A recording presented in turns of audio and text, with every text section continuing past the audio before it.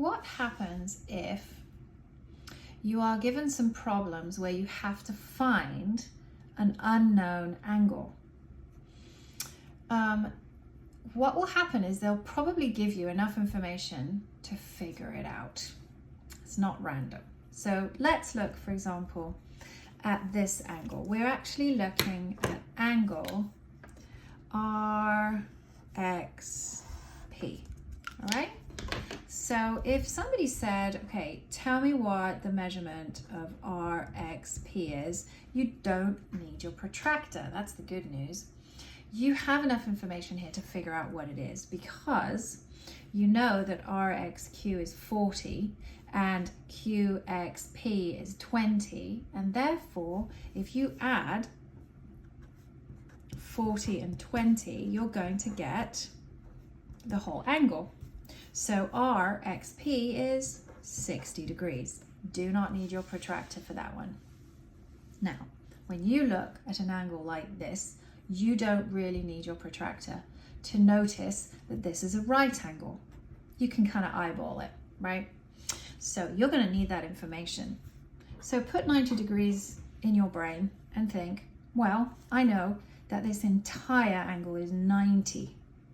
Now, if they're telling me that this part of my 90-degree angle is 35, do I have enough information to figure out what's left over?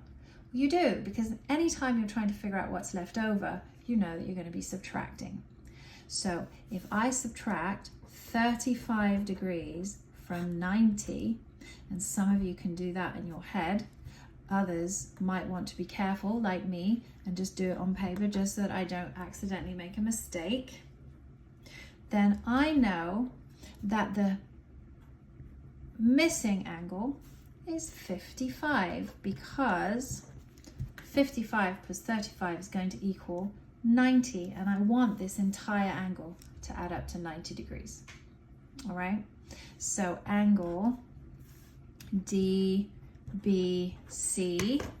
this one right here, which is what they were asking you to find out, is 55 degrees. All right, so this angle right here is the same concept.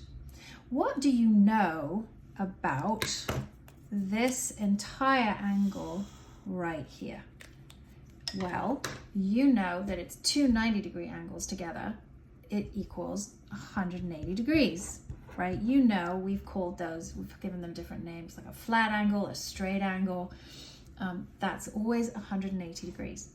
So if you know that this part of the angle right here is 110, because they've told you that it is, and you have to figure out this missing part right here, do you have enough information to figure out what's left over? Of course, because when you're talking about what's left over, you're subtracting. So you're going to take the whole angle, and if you took this part away from it, the 110-degree part, then you'll be left with this part here. So 180 minus 10, if you want to do it on paper, I highly recommend that you do that. So 0 minus 0 is 0, right? 8 minus 1, I actually don't need to borrow here, is 7. And 1 minus 1 is 0. So the answer is 70. So I know that angle, let's use a different color here, shall we? That this angle right here, oh, my blue's run out. Let's use a different blue, shall we? Okay, that this angle right here is going to be 70, right? So angle OML equals 70 degrees, because 70 plus 110 equals 180. So that's how you find unknown angles. You don't even need to use a protractor, because they will always give you enough information. You know what a 90-degree angle looks like, you know what a 180-degree angle looks like, you know what angles look like if you have to add them together, so you don't need a protractor.